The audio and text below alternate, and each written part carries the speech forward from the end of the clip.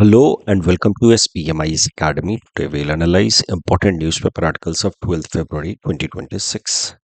Please note you can download the PDF version of today's newspaper analysis by clicking the link given in the comment section. This is the list of the topics that we'll be covering from today's newspaper. The first topic is about new guidelines on Vande Mataram, the national song. This topic is important from our syllabus GS paper 2 Indian polity point of view. Vande Mataram song के बारे में कुछ basic facts देख लेते हैं and then will come to the current news. It was written by Bankim Chandra Chattopadhyay ji. इस गीत को लिखा गया था पैट्रियोटिज्म की भावना को प्रमोट करने के लिए, नेशनल अवेकनिंग लाने के लिए ड्यूरिंग द फ्रीडम स्ट्रगल। इस गीत में बताया गया है कि कैसे हमारा जो इतिहास था वो काफ़ी प्रॉस्पेरस एंड ग्लोरियस था, लेकिन अभी के टाइम में India is suffering because of foreign invasion, exploitation and poverty due to British rule. तो एक तरीके से लोगों को जागृत करने के लिए गीत लिखा गया था बंकिम चंद्र चट्टोपाध्याय जी द्वारा। इसको पहली बार पब्लिश किया गया in journal Banga Darshan in 1875। Later it was also included in Bankim Chandra Chatterjee. तो चटर्जी या चट्टोपाध्याय एक ही नाम है, ठीक है, कंफ्यूज नहीं होना है। तो बंकिम चंद्र चटर्जी के नॉवल आनंद मठ में इसको पब्लिश किया गया 1882 में पहली बार। तो 1875, चूंकि अब वंदे मातरम इस साल के लिए बड़ा महत्वपूर्ण टॉपिक है, ध्यान रहे हम 150वां साल भी मना रहे हैं वंदे मातरम का, 150 ईयर्स ऑफ वंदे मातरम। 1875 में पहली बार पब्लिश हुआ जर्नल बंग दर्शन में, ये याद रखना है आपको। 1882 में आनंद मठ नॉवेल में भी इसको पब्लिश किया गया। The tune of Vande Mataram has been composed by Yadunath Bhattacharya ji. It was first sung by Rabindranath Tagore at 1896 Congress session in Kolkata. 1907 में जब मैडम भीकाजी कामा ने तिरंगा लहराया था पहली बार भारत से बाहर, it was in Stuttgart Berlin, तो उस तिरंगे के ऊपर लिखा हुआ था वंदे मातरम। वंदे मातरम को नेशनल सॉन्ग कैसे बनाया गया वो भी जरा देखते हैं। 1937 में Indian National Congress selected the first 2 stanzas out of 6 as national song for India. तो वंदे मातरम में 6 स्टैंजाज हैं, उसमें से पहले 2 स्टैंजा को नेशनल सॉन्ग बनाया गया 1937 में। बाद में 1950 में on 24 January 1950 constituent assembly adopted this truncated version, मतलब ये पहला 2 स्टैंजा है उसको इवन कॉन्स्टिट्यूएंट असेंबली ने भी national song of Republic of India की तरह अडॉप्ट किया। पहले 2 स्टैंजा ही क्यों, बाद के 4 स्टैंजा को क्यों छोड़ दिया गया वो भी जरा समझते हैं। जो फर्स्ट 2 स्टैंजाज हैं उसमें प्योरली मदर इंडिया के बारे में बोला गया है, पैट्रियोटिज्म को प्रमोट करने की बात की गई है, लेकिन बाद के जो स्टैंजाज हैं उसमें कुछ रेफरेंसेज हैं हिंदू गॉडेसेस जैसे कि दुर्गा एंड लक्ष्मी का। मदर इंडिया को दुर्गा, लक्ष्मी, इनसे कंपेयर किया गया है। अब जो हमारे फ्रीडम फाइटर्स थे या इंडियन नेशनल कांग्रेस के जो लीडर्स थे उस वक्त के, वो नहीं चाहते थे कि इंडियन नेशनल मूवमेंट में कोई भी ऐसा सिंबल अडॉप्ट किया जाए जो किसी एक पर्टिकुलर धर्म से मिलता जुलता हो। इंडियन नेशनल मूवमेंट किसी एक पर्टिकुलर धर्म को फेवर करता हुआ नहीं दिखना चाहिए, otherwise Indian national movement weak हो सकता है इंटरनली। तो इन्हीं सब बातों को ध्यान में रखते हुए इंडियन नेशनल कांग्रेस ने पहले 2 स्टैंजा को ही नेशनल सॉन्ग की तरह अडॉप्ट किया और बाद में यही 2 स्टैंजा कॉन्स्टिट्यूएंट असेंबली ने भी नेशनल सॉन्ग की तरह अडॉप्ट किया फॉर रिपब्लिक ऑफ इंडिया। लेकिन जो हमारी करंट सरकार है वो चाहती है कि नहीं, बस पूरा का पूरा वंदे मातरम सॉन्ग हमारा ऑफिशियल नेशनल सॉन्ग होना चाहिए। बाद के 4 स्टैंजास को अनफेयर तरीके से लीव आउट किया गया, अनड्यूली ट्रंकेट किया गया है वंदे मातरम सॉन्ग को। और अब यही कारण है कि union ministry of home affairs ने एक कॉम्प्रिहेंसिव गाइडलाइन रिलीज किया है regarding official protocol for Vande Mataram, कि जब भी वंदे मातरम को गाया जाएगा, परफॉर्म किया जाएगा, तो उसमें किन किन नियमों का ध्यान रखना है। तो इस नए गाइडलाइन के हिसाब से released by union ministry of home affairs, The official version of Vande Mataram will be all the six stanzas together, and the approximate duration for singing Vande Mataram song will be 3 minutes 10 seconds. 190 seconds का ये हमारा राष्ट्रीय गीत होगा, और इसके अंदर six stanzas को, जो कंप्लीट वंदे मातरम सॉन्ग है, उसको माना जाएगा एज ऑफिशियल वर्जन। साथ ही साथ कुछ नियम भी बनाए गए हैं नेशनल सॉन्ग के गाने के लिए, कब कब गाया जाएगा। For example, during civil investiture ceremonies national song will be played.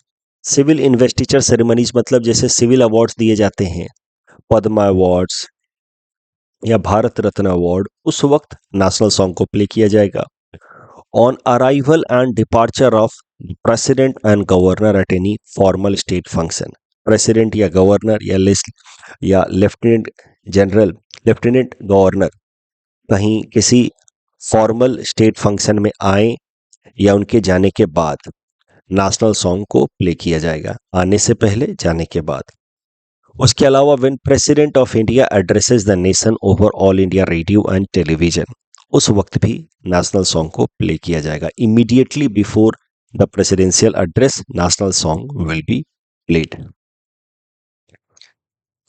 Mass singing के लिए भी कुछ गाइडलाइंस रिलीज किए गए हैं। जैसे जब भी नेशनल फ्लैग को अनफर्ल्ड किया जाएगा एट एनी कल्चरल या सेरेमोनियल फंक्शन, तो वहां पे नेशनल सॉन्ग भी गाया जाएगा अपार्ट फ्रॉम नेशनल एंथम। और ध्यान रहे, जब national song and national anthem दोनों साथ में गाया जाना है, तो पहले नेशनल सॉन्ग गाया जाएगा। Vande Mataram should be sung और played before national anthem when both are to be performed at an event. और हर एक ओकेजन पे जब भी हमें नेशनल सॉन्ग गाना है, तो अब पूरा का पूरा सिक्स स्टेंजा वर्जन गाना है, that is the official version. साथ ही साथ मास सिंगिंग के लिए एक और गाइडलाइन रिलीज किया गया है कि schools have been advised to begin the day with community singing of the national song. Advised word है यहाँ पे, मैंडेटेड नहीं है, यानी कि उनको आदेश नहीं है, बस एक तरीके से सजेशन है कि आप कोशिश करें कि जो असेंबली है स्कूल की, उसमें शुरुआत में पहले नेशनल सॉन्ग गाया जाए, ताकि पैट्रियोटिक फीलिंग स्टूडेंट्स के, बच्चों के मन में डेवलप हो। So this is the new guidelines with respect to Vande Mataram national song. Prelims perspective से आपको याद रखना है 3 minute 10 second all the six stanzas. जब दोनों साथ में गाया जाना है, Vande Mataram and national anthem, तो वंदे मातरम धीरे गाया जाना है। ये सब बातें आपको याद रखनी है। इस टॉपिक डिस्कशन के बेसिस पे ये प्रीलिम्स प्रैक्टिस क्वेश्चन है। Please attempt this question and submit the answer in the comment section. Next topic is about procedural defects in the notice for Lok Sabha speakers removal.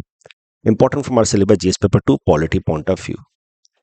देखिए, कल ही हमने देखा था कि एक नो कॉन्फिडेंस मोशन लाने की कोशिश कर रही हैं opposition parties led by Congress against Lok Sabha speaker Om Birla ji, because of his he has been accused of favouritism, favouring the ruling party. इसका इल्जाम है उनके ऊपर।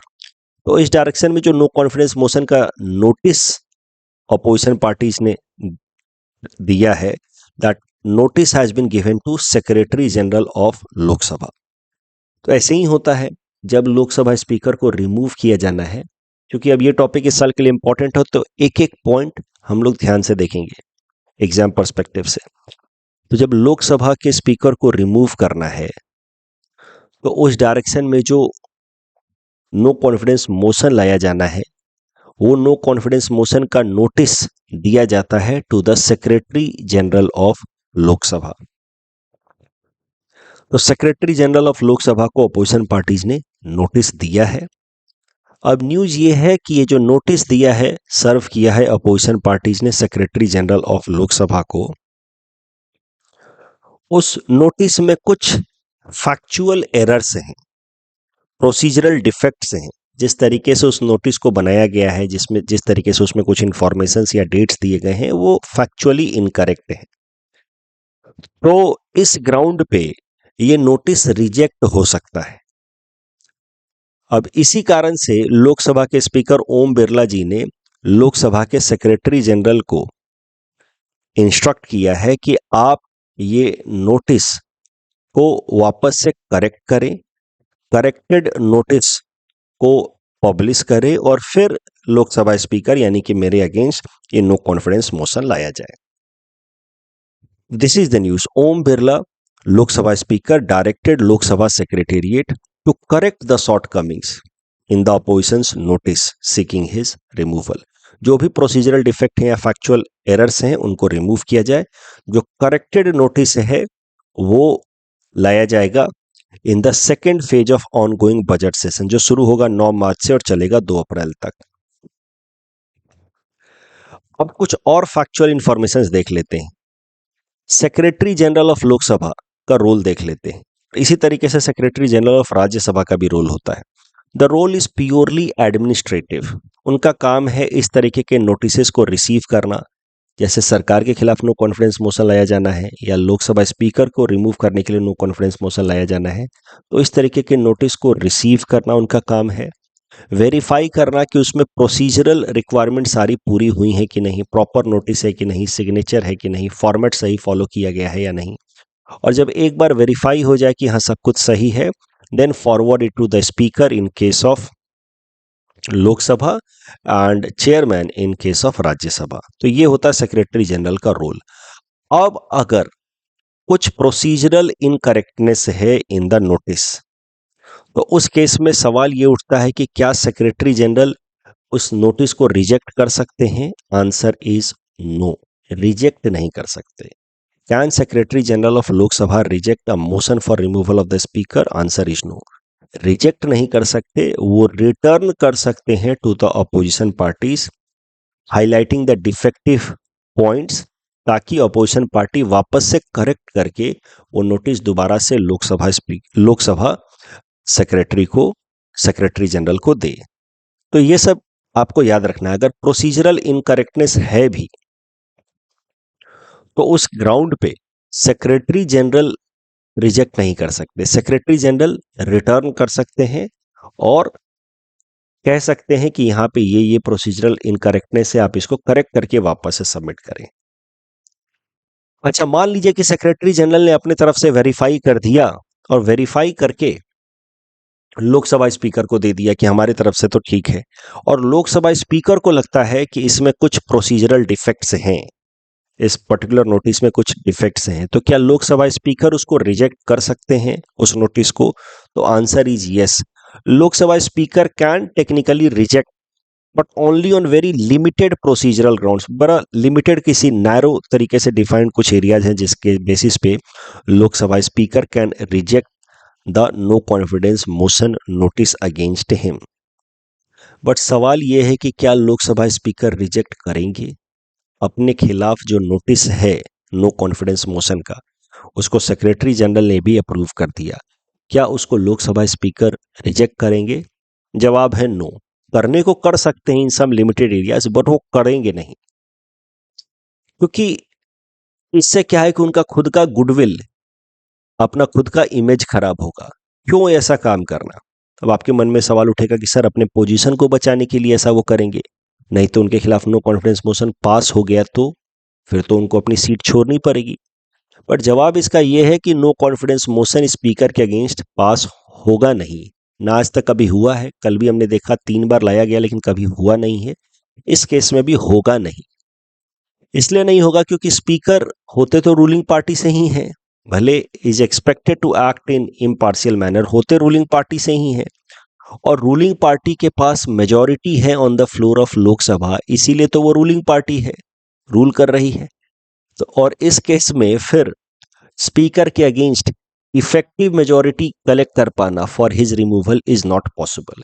इस कारण से ये जो नो कॉन्फिडेंस मोशन लाया जाता है ये सिंबॉलिक जेस्चर होता है बाय द अपोजिशन पार्टीज। इसका कोई रियल इंपैक्ट नहीं होने वाला है, सिंबॉलिक जेस्चर है कि we are not happy with the performance of the speaker, he is acting in vested manner, partisan manner। ये एक इंडिकेशन देने का, एक मैसेज देने का सिंबॉलिक जेस्चर है, नथिंग मोर देन दैट। तो स्पीकर उसको रिजेक्ट करके अपना गुडविल क्यों खराब करेंगे? उससे अच्छा उस मोशन को एक्सेप्ट कर लेते हैं और उस मोशन को फेल होने देते हैं। वही किया जाएगा इस केस में भी। यही कारण है कि स्पीकर ने खुद ही कहा कि भाई देखो इसमें ये गलतियां हैं, इसको ठीक करा दो। और लोकसभा सेक्रेटरी जनरल को कहा ठीक करा करके ये मोशन लाओ, और जो सेकंड फेज है बजट सेशन का उसमें इस मोशन को के ऊपर वोट होने दो, अपने आप फेल हो जाएगा, फिर कोई दिक्कत नहीं होगी, वापस से कहानी वहीं आ जाएगी जैसे थी। ठीक है, I hope you have understood the intricate procedure involved in removal of Lok Sabha speaker. इस टॉपिक के बेसिस पे प्रीलिम्स प्रैक्टिस क्वेश्चन है। Please attempt this question and submit the answer in the comment section.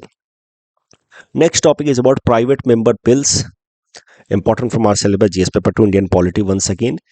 देखिए, दिसंबर महीने में कांग्रेस के एमपी शशि थरूर जी ने 3 important private member bills introduce किए थे। पहला, regarding criminalisation of marital rapes. हमारे देश में आपको अभी भी पता है कि पहले आईपीसी के अंतर्गत आईपीसी 375 सेक्शन था, एंड नाउ भारतीय न्याय संहिता जो नया कानून लाया गया है क्रिमिनल लॉ, उसके अंतर्गत सेक्शन 63, दोनों में ही marital rapes have been considered as an exception in the matter of rape, यानी कि इसको क्रिमिनल ऑफेंस की तरह नहीं देखा जाता है मैरिटल रेप को। तो उसमें बदलाव लाने के लिए शशि थरूर जी ने एक प्राइवेट मेंबर बिल रखा, जिसमें ही हैज इस बिल के थ्रू उन्होंने डिमांड किया है कि भारतीय न्याय संहिता को अमेंड किया जाए और मैरिटल रेप को भी एक क्रिमिनल ऑफेंस की तरह रिकॉग्नाइज किया जाए।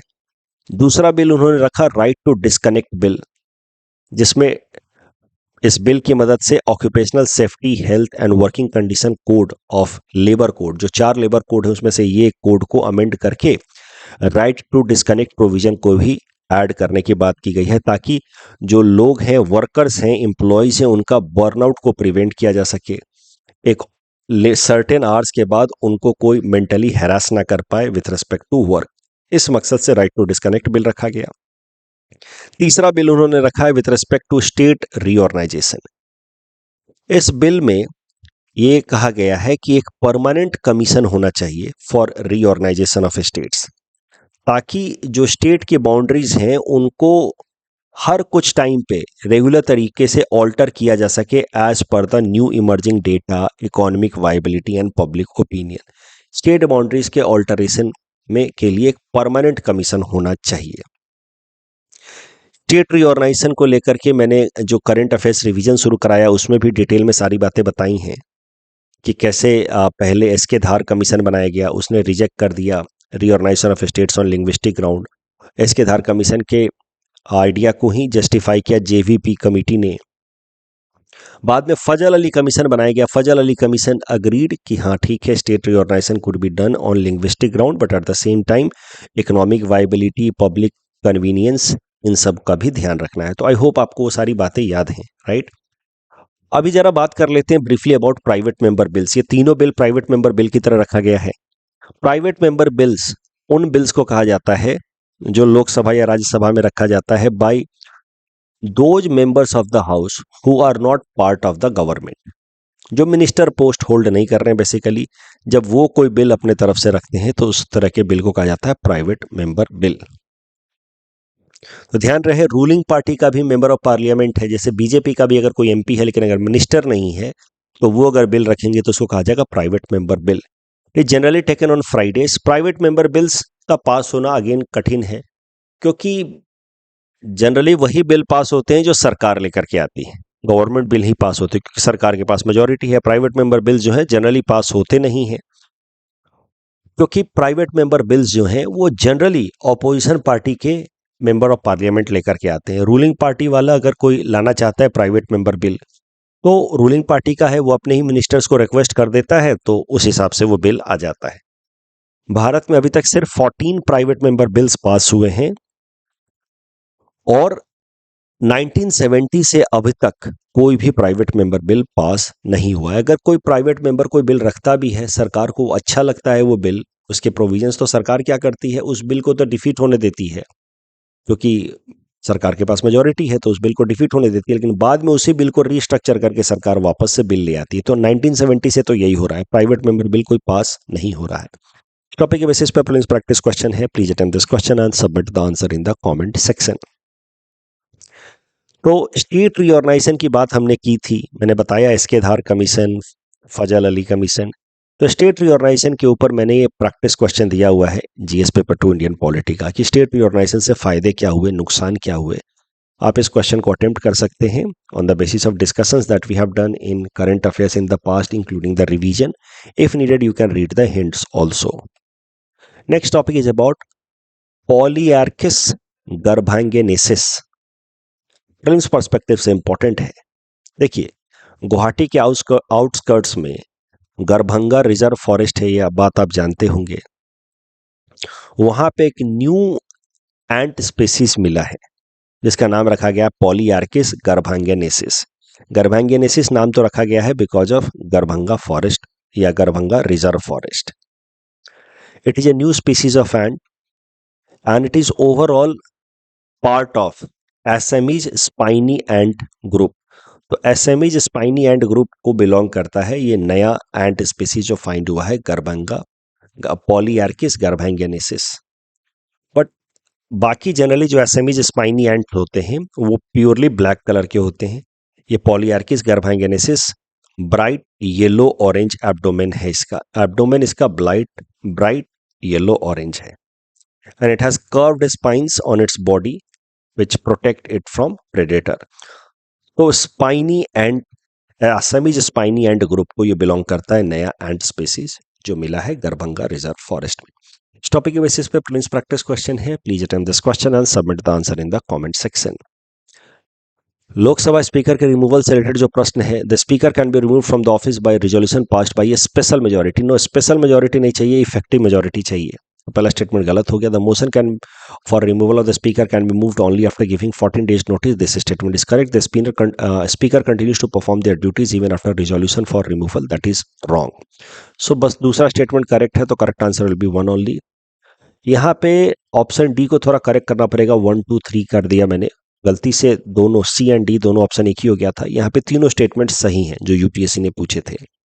ज़्यादातर कोरल रिफ्स ट्रॉपिकल वाटर में मिलते हैं और कोरल रिफ्स की जो एनिमल डेंसिटी होती है या एनिमल डाइवर्सिटी होती है वो बहुत ज़्यादा होती है। करप्शन परसेप्शन इंडेक्स में ये जो पहला स्टेटमेंट है गलत है। 0 का मतलब वो देश ज़्यादा करप्ट है, जितना ज़्यादा स्कोर होगा उसका मतलब वो देश क्लीन है, तो यहाँ पे रिवर्स किया हुआ है। दूसरा स्टेटमेंट सही है, India has improved it's rank from 96 to 91 and Denmark has been number 1। That's all from our side for today. Thanks for watching.